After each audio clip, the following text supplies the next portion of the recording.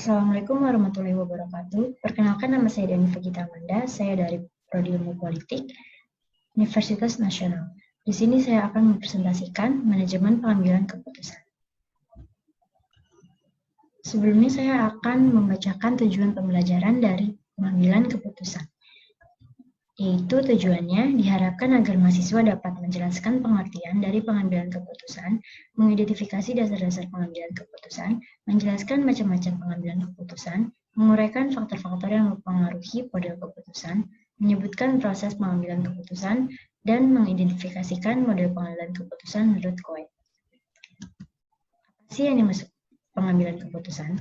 Pengambilan keputusan adalah proses memilih suatu alternatif, cara bertindak, dan metode yang efisiensi sesuai dengan situasi. Proses itu untuk menentukan, menyelesaikan, dan menemukan masalah dalam organisasi. Kemudian dasar-dasar pengambilan keputusan ada 5 pokok, yaitu intuisi, pengalaman, fakta, wewenang, dan logika atau rasional. Yang pertama intuisi, yaitu pengambilan keputusan yang didasarkan atas perasaan yang sifatnya subjektif sehingga mudah terkena pengaruh. Yang kedua, pengalaman. Pengambilan keputusan berdasarkan pengalaman sangatlah penting untuk menentukan baik dan buruknya saat pengambilan keputusan. Yang ketiga, fakta. Pengambilan keputusan berdasarkan fakta sangatlah harus dilakukan untuk memberikan keputusan yang sehat, solid, dan baik. Yang keempat ada wewenang, yaitu biasanya dilakukan oleh seseorang yang memiliki kedudukan lebih tinggi kepada seseorang yang memiliki kedudukan lebih rendah. Yang kelima ada logika atau rasional, yaitu suatu studi yang rasional terhadap semua unsur pada setiap sisi dalam proses pengambilan keputusan. Kemudian ada macam-macam keputusan. Macam-macam keputusan terdapat 3, yaitu keputusan personal dan keputusan organisasi, keputusan dasar, dan keputusan rutin. Yang pertama, keputusan personal dan keputusan organisasi memiliki perbedaan, yaitu keputusan personal tidak dapat didelegasikan kepada orang lain, sedangkan keputusan organisasi dapat didelegasikan kepada orang lain yang memiliki ahli dalam bidang tertentu. Kemudian yang kedua adalah keputusan dasar, yaitu menyangkut komitmen jangka panjang yang relatif permanen. Kemudian yang ketiga ada keputusan rutin, yaitu keputusan-keputusan setiap hari yang bersifat repetitif. Kemudian faktor-faktor yang mempengaruhi model keputusan, yaitu struktur kedudukan dalam organisasi, lingkungan, dan kemampuan pengambilan keputusan.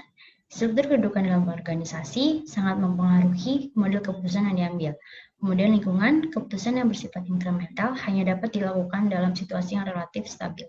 Yang ketiga ada kemampuan pengambilan keputusan, terutama menggerakkan kekuatan-kekuatan untuk melaksanakan dan mengawasi keputusan tersebut juga berpengaruh. Kemudian ada proses pengambilan keputusan. Yang pertama ada tahap penyelidikan atau intelijensia. Yang kedua tahap perancangan atau mempolakan. Yang ketiga ada tahap pemilihan.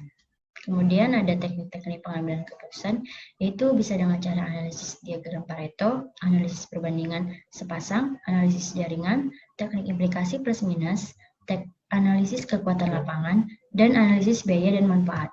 Kemudian ada model pengambilan keputusan menurut Coe, yaitu ada 2, yaitu model kuantitatif dan kualitatif.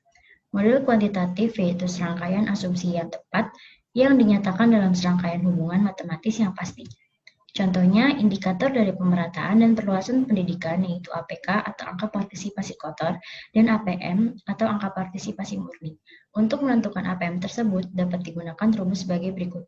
APM sama dengan usia 7-12 tahun yang ditampung di sekolah per usia 7-12 tahun seluruh siswa dikali 100%.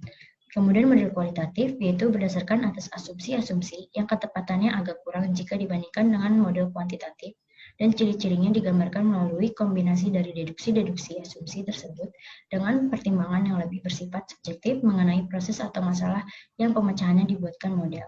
Contohnya, peningkatan mutu dan relevansi pendidikan merupakan masalah yang perlu dicari solusinya, sehingga tidak terjadi lagi kondisi-kondisi yang memprihatinkan di dunia pendidikan di Indonesia. Adapun faktor yang signifikan dan menjadi alternatif solusi dalam masalah peningkatan mutu pendidikan adalah manajemen yang efektif dan potensial, serta terbentuk sekolah yang mandiri, yaitu sekolah yang mampu mengelola dirinya sendiri tanpa harus menunggu instruksi dari atasan. Kesimpulan dari presentasi ini yaitu pengambilan keputusan harus didasarkan atas proses dan teknik-teknik yang telah ditentukan agar dapat menemukan dan menghasilkan keputusan yang baik dengan metode yang lebih efisien. Sekian presentasi dari saya, kurang lebihnya mohon maaf. Terima kasih. Wassalamualaikum warahmatullahi wabarakatuh.